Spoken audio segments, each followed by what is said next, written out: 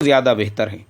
اگلا سوال، یہ محمد معظم بھائی چیمبور ممبئی کے رہنے والے ہیں۔ انہوں نے کہا ہے کہ مولانا ایک غیر مسلم نے میرے سے دریافت کیا، بولے جب تم مسلمان لوگ ایک اللہ کو مانتے ہو تو پھر چاند دیکھ کر ہی کیوں روزہ رکھتے ہو اور چاند دیکھ کر ہی کیوں عید مناتے ہو؟ بھائی ہمارے محمد معظم صاحب، آپ کا سوال بھی جو ہے نا تو وہ دیکھنے کے لیے بھی مجھے مفتی سلمان صاحب منصور پوری، ان کی کتاب ہے کتاب المسائل، جلد نمبر 2 صفحہ نمبر 121، حضرت نے بڑے ہی بہترین انداز میں لکھا ہے کہ اللہ کے پیارے نبی صلی اللہ علیہ وسلم کی حدیث اور قرآن کی ایک آیت لکھی ہے۔ قرآن کی آیت میں لکھا ہے فمن شہید منکم الشہر فلیصم، جس میں اللہ تعالیٰ فرماتے ہیں جو شخص رمضان کا مہینہ پائے وہ روزہ رکھے، اور آگے اللہ کے نبی کی حدیث لکھی ہے صوموا لرؤیتہ وافطروا لرؤیتہ، بخاری شریف جلد نمبر 1 صفحہ نمبر 156، یعنی چاند دیکھ کر روزہ شروع کرو اور چاند ہی دیکھ کر روزہ ختم کرو، یعنی عید مناؤ۔ محمد معظم صاحب، آپ اپنے دوست کو یہ بتاؤ کہ بولے بھائی چاند جو ہے وہ ہمارے لیے ایز اے گھڑی اور کیلنڈر کے ہے، اور ہمارے لیے ہی نہیں پورے دنیا کے لیے۔ اب چونکہ اسلام کے جو احکامات ہیں وہ قیامت تک چلنے والے ہیں، اس لیے اسلام کے تمام احکام کو اگر آپ دیکھیں گے تو وہ ہر زمانے، ہر پیریڈ، ہر سمے کے لیے جو ہے ہمارے لیے گائیڈ کرنے اور رہبری کے لیے کافی ہے۔ اب چاہے آپ پتھروں کے زمانے میں رہو یا آج ہم ڈیجیٹل اور لیٹسٹ سائنس کے زمانے میں زندگی گزار رہے ہو، اللہ کے نبی نے کیا بات فرمائی کہ چاند دیکھ کر کیوں فرمایا؟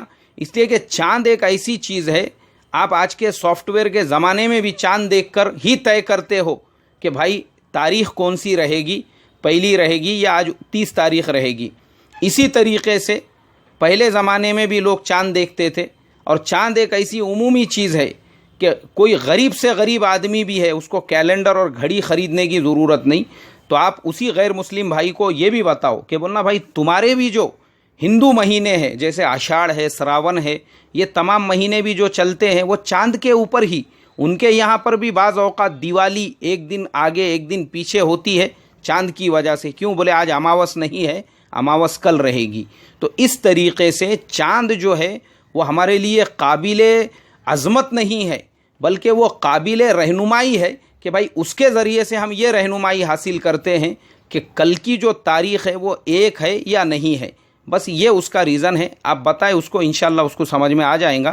اللہ مجھے آپ کو عمل کی توفیق عطا فرمائے۔ اب بھائی ایک ضروری اعلان یہ ہے، میں اس سے پہلے بھی کئی مرتبہ اعلان کر چکا ہوں کہ جن بھائیوں کو سوال کرنا ہے وہ برائے مہربانی اپنا سوال لکھ کر بھیجے، تو اس کو میں اسکرین شاٹ لے کر اپنے بک میں لکھ لیتا ہوں، وہ میرے لیے زیادہ آسانی والا ہے۔ دوسری چیز، جو فون پہ سوال کرنے والے ہیں ان سے میری درخواست ہے کہ برائے مہربانی دن کے اوقات میں مجھے فون نہ کرے۔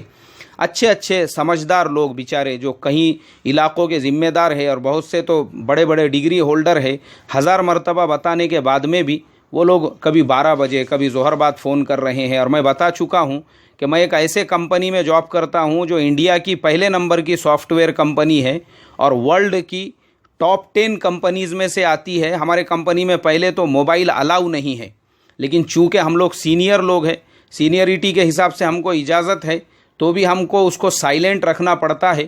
ساری مستورات، سارے لوگ جو بڑے بڑے کارپوریٹ ڈگری ہولڈرز ہوتے ہیں وہ ہمارے ساتھ اطراف میں بیٹھے ہوتے ہیں، کبھی میٹنگ میں ہوتے ہیں، اس درمیان میں عموماً فون آتے ہیں تو وہ مناسب نہیں لگتا ہے اس کو اٹھانا، اس کا جواب دینا۔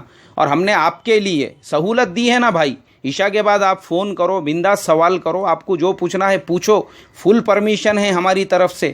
تو تھوڑا سا ہمارے وقت کا بھی دھیان رکھو، اس لیے کہ دن میں ہمارا جو وقت ہے وہ امانت ہے دوسروں کی، وہ پیسے دیتے ہیں ہم کو اس ٹائمنگ کے، تو شرعاً بھی ہمارے لیے صحیح نہیں ہے کہ ہم اس ٹائم پہ آپ کا فون ریسیو کر کے آپ کو مسئلے کا جواب دے، یا پھر آپ کو جو ہے جو بھی آپ کی بات رہیں گی اس کو سنیں۔ یہ خیانت ہے ایک طرح سے، تو اس کا ہم دھیان رکھیں۔ عشاء بعد آپ کبھی بھی فون کریں۔ اللہ مجھے آپ کو عمل کی توفیق عطا فرمائے۔